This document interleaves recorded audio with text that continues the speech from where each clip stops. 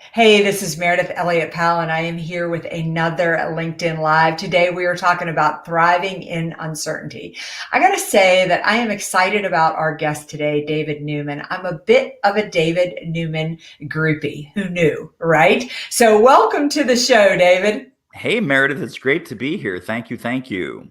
Well, I am looking forward to this conversation today. As our listeners know, we spend the bulk of this time really talking about what it takes to thrive in today's uncertain marketplace. Because not only are you going to help our listeners get through this whole COVID crisis, but uncertainty is probably here to stay with us for a while. So we want to get tactical. But I always like to start out by having you just tell us a little bit about it. I mean, who doesn't know David Newman? But for those one or two people that might be listening right now, tell us a little bit about David Newman and your journey to get where you are today. Sure. Well, I'll start with the present and we can go back as far as you want. My name is David Newman. I run a company called Do It Marketing, and we are a coaching and mentoring company. And we work with experts and thought leaders, speakers, trainers, consultants, online course creators to help them grow their business, get more clients, sell more books, sell more programs, make more money, and increase their impact. So that's kind of the snapshot of where we are today. I started out, I had a corporate consulting career for about 10 years in the 1990s, the roaring 90s. And I exited that. My LLC paperwork is date stamped September 10th, 2001. And of course, September 11th, 2001 happened. So arguably the worst time to start a business. Similar to this, everything's a horrible train wreck. Our world was shaken, stirred, turned upside down. Events, meetings, travel completely canceled, wiped off the calendar, recession, all that good stuff. So that was that. And then I finally got my head screwed on straight about 3-4 years later, made every mistake in the book, hit every dead end, hit every brick wall, and then slowly started to do more coaching and consulting and training. And then I hired a team, and then we went online and we made things virtual. And that was about 2013 that we took things into the virtual realm. And so we've been running this as an online business since 2013. How tough was it to go online in 2013 virtual? I mean, was it pretty well accepted right from the start, or would you say you were a man way ahead of your time? No, I don't think big of a struggle. Yeah, no, it's a great question. I think at that point, the online course model was pretty solid. People were used to having Skype and Zoom, and Skype was a much bigger player than it is now. But Zoom was still around in 2013, 2014. So it wasn't, I would not say I was a pioneer in this business model by any stretch of the imagination. But yeah, it was a relief because I could finally just, help people, work with people, and the time-space continuum evaporated. It wasn't like, oh, I'm in San Francisco and then the next day I'm in Chicago and then I'm home for 3 days and then I'm back in Orlando and then I'm going to Vegas. And, it's like, so I call this like prospecting with your body or selling, right? You're selling your physical time, attention, and presence. And so now we disconnected in 2013. We really disconnected the value that we can deliver from my personal time, attention, and presence, and then also building up the team. So now we have 4 client-facing coaches, including me plus three others. So it's now much more of a coaching company than it is the David Newman Show.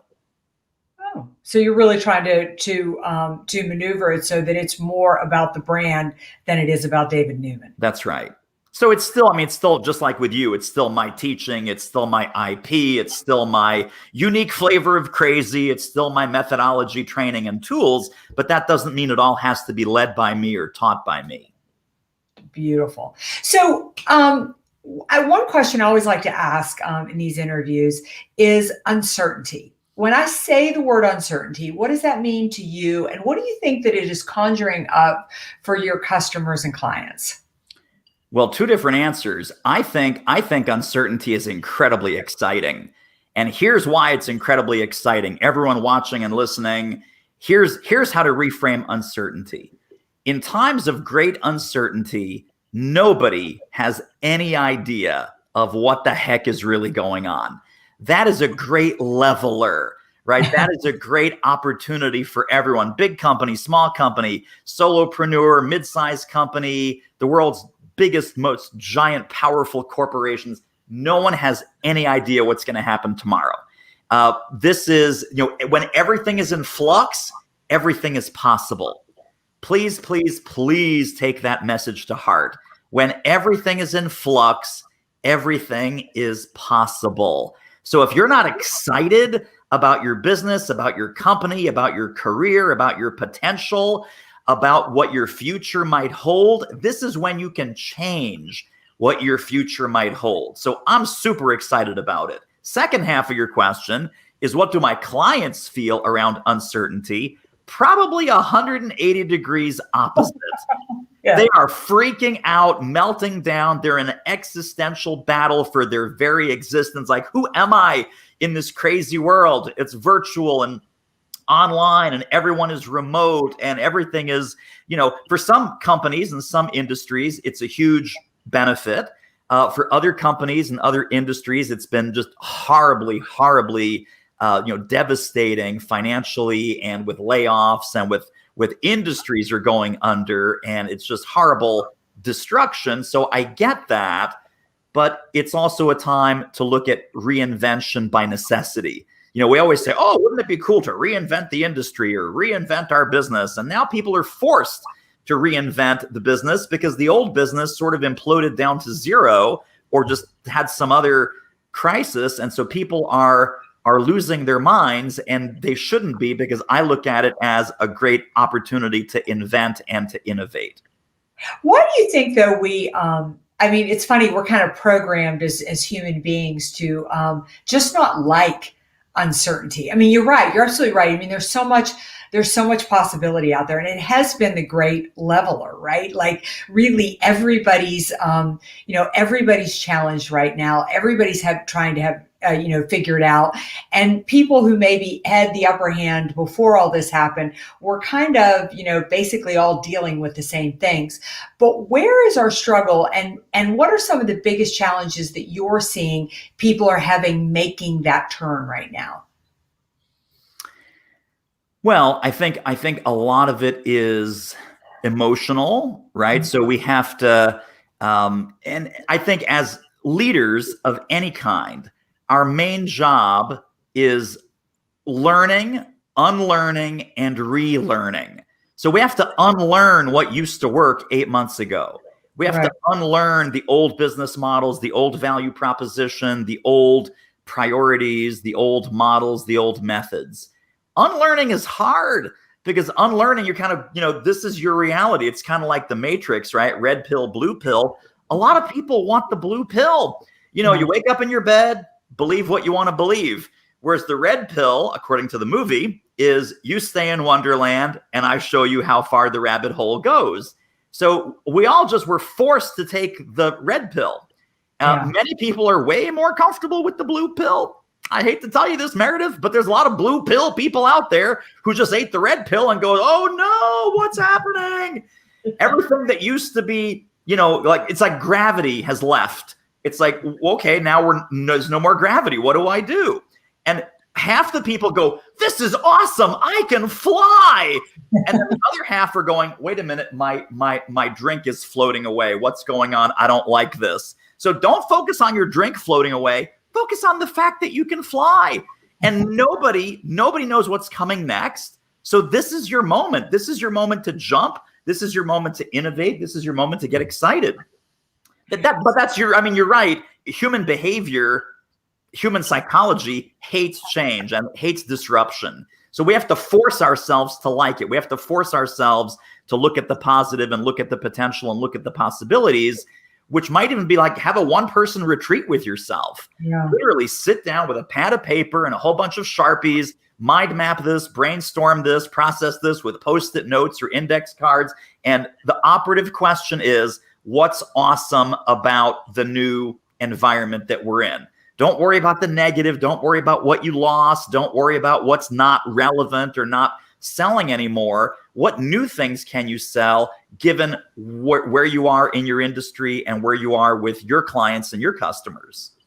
I think that, so I always thought it was human nature that we didn't like, uncertainty. But I just did a random survey, certainly not scientific. And it came out that 20% of the people tend to label themselves as people who move towards action in uncertainty. And the balance of that, over 70% of the people responded that they take more of a wait and a see approach. So that's a large majority of the population waiting to see what happens in a world where this uncertainty, we have this perfect storm going on. You've got COVID, then you've got the, election, then you've got the protests and things going on in cities. So much is moving in our world right now. All you have to do is look at Europe, and you'll see that it opens up and it closes down. It opens up and it closes down, and you can't sit around and wait for the next 18 months for things to calm down. So if I am sitting in that 70%, what are some tactical things that I could do to start to get myself to move, or where should I focus? Well, so first of all, I'll give you a macro level answer, because people sometimes say, well, David, do you have like a favorite quote or a favorite mantra that motivates you? And for about the last 10 years, this is not new, it's not COVID, but for about the last 10 years, I had one standard answer. And the one standard answer is 3 words. And the mantra and my touchstone philosophy is action eliminates fear. That's it. Action eliminates fear. When you're working, when you're in motion, when you're making things happen to whatever extent you can, when you're exercising your agency, to participate proactively in what's going to happen to you, to your company, to your sales career, to your clients, to your whomever. You cannot be nervous and proactive, right? So the nervousness comes from inertia. The nervousness also comes from lack of data. So when you're not out in the marketplace, when you're not having sales conversations, when you're not engaging with your prospects, when you're not having virtual coffees and lunches, when you're not networking, when you're not connecting with your colleagues and with your prospects and with your community, you're in isolation. So now we're catastrophizing all these things that we have absolutely no data around. And so the more that you're in conversation with people, especially sales conversations, which is, I think, a passion that you and I both have, is, more sales conversations need to be happening. That is data. And so you want to run your business, you want to run your career, you want to run your life with data and not drama. Not catastrophizing, oh, what's going to happen? When will this be over? When's there going to be a vaccine? When can we stay in hotels and cruise ships again? When's the travel industry coming back? When can we get back to face-to-face meetings? I just had a great conversation with a client who's an outside sales rep, outside sales, used to travel all over the country. And she said, David, ever since COVID-19, my sales are up 30%. I'm staying home. I can focus. I can go deep with a prospect. I can go deep with a client. I can do more upselling, more cross-selling. I can have deeper, more extended conversations about what my client wants, what my client needs, what my client is working on next. I'm not jetting around. I'm not in a different city every 2 or 3 days. I'm not worried about, I got to stay in the hotel, drink the bad coffee, meeting, come home, unpack, do laundry, repack. I have 50% more selling time in my day. And I can use that selling time so much more effectively, because now I can go deep. I can really be that trusted advisor and that partner to my clients and prospects. And her sales are up 30%. So, but that's getting into action. That's not sitting at home saying, I hope this passes. I hope this blows over soon. I love what you said about 18 months. This is at least 18 months. People are like, this will be over by the new year. This will be over by the inauguration. This will be over by next summer. It won't. This is here to stay. And it's funny because I've been on a couple of other podcasts and shows and so forth. And people say, well, David, when do you think this will be over? My answer is never. Yeah. We never got over 9/11. The world permanently changed. We never got over the financial crisis in 2008. 2009, the world permanently changed, and we're still living culturally and in the business world, we're still living with those changes that originated on 9/11 and that originated with the financial meltdown of 2008. So the world is not going to come back, right? It's elasticity versus plasticity. Elasticity means it bounces right back to exactly the way it was. Plasticity means it's like a piece of plastic that you put in the microwave. It is permanently changed. Some of those changes are great. Some of those changes are not so great. A few of those changes are horrible. We have to manage that piece of plastic is never coming out of the microwave the same way. Yeah, it's funny, your mantra, and years ago when I was trying to name my company, I looked and I looked and I looked, and then finally I settled on motion first. And I use it as all one word. And when people ask me about it, I always say, because that's what I believe. I don't, even though I'm a strategist by training, an end goal for me, like a vision, is just something to blow past or blow through, because what you want to do is just constantly be progressing. And it's from progress and action that you'll find the answer. You'll find, that you will find the next step, that the path will kind of reveal itself. But if I sit around and I worry about it, as much fun as it would be to complain on this, LinkedIn Live, Facebook Live with you, I'm still stuck in the same place. Like being a victim just basically keeps you a victim. Well, I got a question from a viewer here, Stan, and he wanted to know what are you seeing that your clients are doing that's really working? What are some of the practices that people are putting into place that really is kind of moving them forward and helping them find the path? Well, I think it's a great opportunity, and some of my most successful clients are taking this opportunity to re-examine everything that they're doing, to re-examine the industries that they're serving, their target market, their niche, their messaging. Because frankly, when the world changes so dramatically and everything is upside down, shaken, stirred, and crazy, for you to be marketing and selling the way that you did 7-8 months ago, that's the crazy behavior. Because your prospects and whoever is your buyer, their priorities have completely changed. Their work situation has completely changed. Their business model, the way they work with their teams, their employees, their industry, their clients has completely changed. So if you don't flex and reframe your message, your value proposition, what you're saying, how you're saying it, even where you're saying it, like LinkedIn, for example, if you're not taking advantage of those things, you're going to be seen as woefully out of touch, woefully out of date, and not a relevant resource.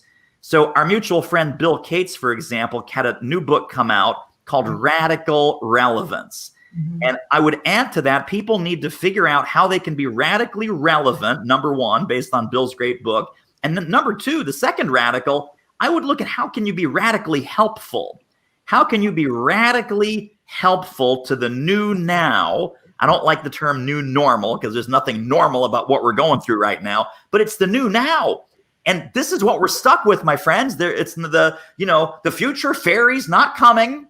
And just like the tooth fairy, and I hate to say it, Santa Claus, they're not coming. They're not coming. So we have to do what we can where we are right now with what we're dealing with. And we have to do it with love and enthusiasm and energy and positivity, because I think that's what clients and that's what prospects and that's what customers need. So if we're going to be merchants of hope, and I think we are merchants of hope and merchants of change, right? That we are not going to let our clients wallow in the status quo. Just like we're trying to get ourselves out of this rut and get more into proactive outreach, helping, be radically relevant, be radically useful and helpful. This is what's required of everybody. Mm-hmm. So, I think new ways to add value. And when the pandemic was new, by the way, and I'm sure your clients came to you, Meridith, with this also, they said, "Oh, Meridith, yeah, we can't sell. That's so insensitive. No, this horrible global tragedy, and I can't have sales calls. I can't meet with my prospects. I can't meet with my clients." So here's what I said to those people. I said, this is absolutely a time, and this time is still current as of today. This is absolutely a time where you need to serve more and help more. But it is a terrible time, and it's not a time for you to sell any less. We need to help more, serve more, and sell more because people have bigger problems than ever. So if your product, if your service solves a problem for your prospect, for your customer base, which it does, then the mantra is solve bigger problems, get bigger checks. It's not a time to take the foot off the gas pedal. It's not a time to hide under your desk. Your prospects are probably hiding under their desk to a certain extent, and they're counting on you to get them out from under the desk.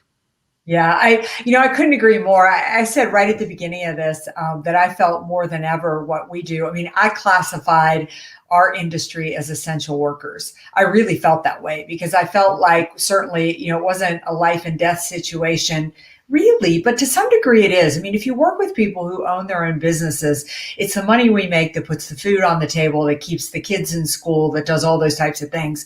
Right. And so I really felt like we needed to get out there and help people figure that out. I mean, especially as speakers and consultants, as coaches, I've always told people, I said, we jump off the cliff first, we figure out how to swim in the ocean, and then we go back and tell everybody else how to do it. Right. We get beaten up by the riptide. We take all the pings because we're going to find the path from that.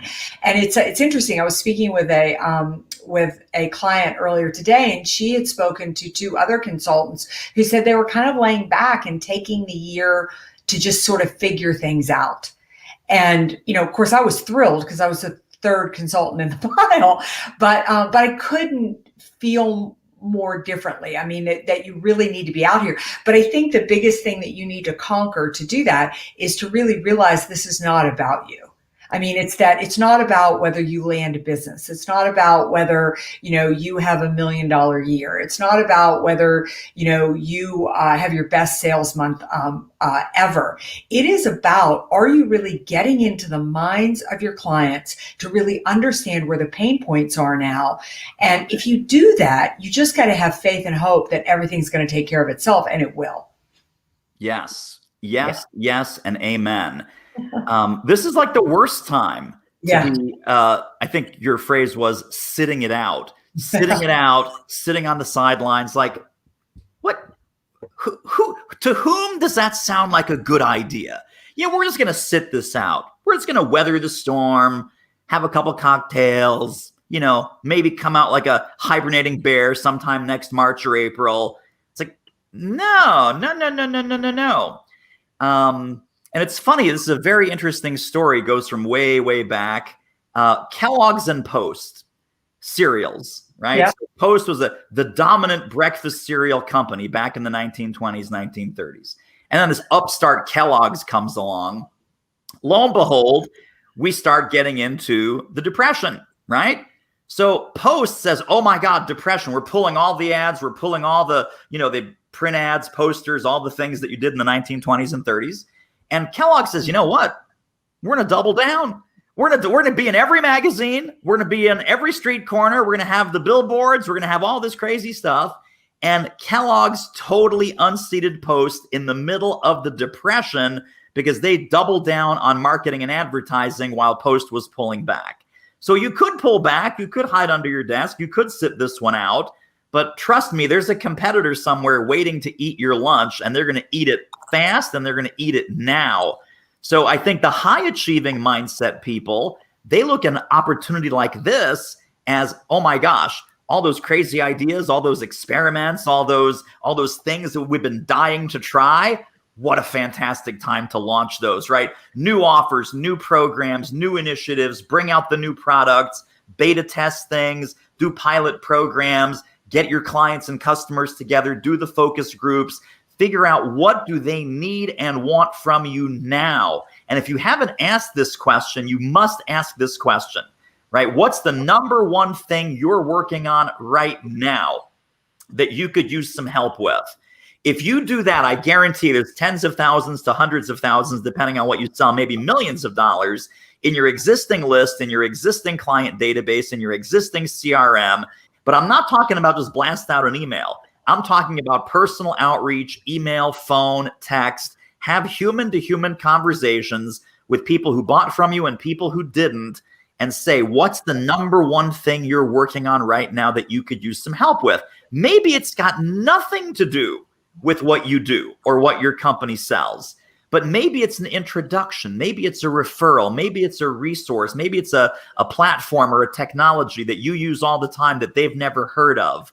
If you can be, again, to quote our friend Bill Cates, radically relevant and radically helpful, I'm adding radically helpful, they will never forget. And you will move from being a seller or a peddler to a trusted advisor and a partner. And they will never forget the way that you treat them during this crazy upside down time.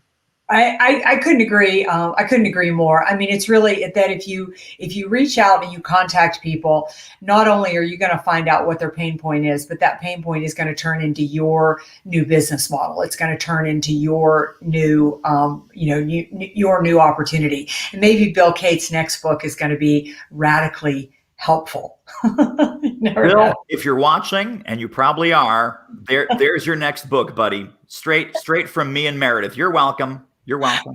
That's right. It is hard to believe, but we have come to the end of our show here. But I want people to know how to find out more about you, more about your programs, and more about what you're doing to help people really take their businesses, their organizations to the next level. Sure. So a couple of resources for people. The main website is doitmarketing.com. I have 2 books on Amazon. One is called Do It Marketing. I'm not very creative with the titles here because everything is Do It Marketing this and Do It Marketing that. So there's the Do It Marketing book. There's the Do It Speaking book for the folks that are kind of speakers, experts, thought leaders, etc. We have a podcast also, and that is at doitmarketing.com/podcast. And we have some free training also on the website. That's at doitmarketing.com/webinar. So all of those resources are free. They're abundant. There's a couple hundred episodes on the podcast, including one of my favorite episodes, which is with the one and only Meridith Elliott Powell. So please take advantage of all those things. They're all free. They're all waiting for you at doitmarketing.com. Well, I will say, I mean, the podcast is phenomenal. I listen to it all the time. And Do It Marketing is one of those books. What I love about it is you certainly wrote it before COVID, but wow, is it relevant right now? So many good action tips and things like that. But David, thank you so much for joining us today. And thank you everybody for turning in and listening to another episode of Thriving in Uncertainty. Don't forget to hit my website, valuespeaker.com. Check out the quiz and figure out where you fall on the Thrive Indicator scale. And we'll see you next week with another set of strategies, another set of tips. Get ready because we are going to emerge successful together.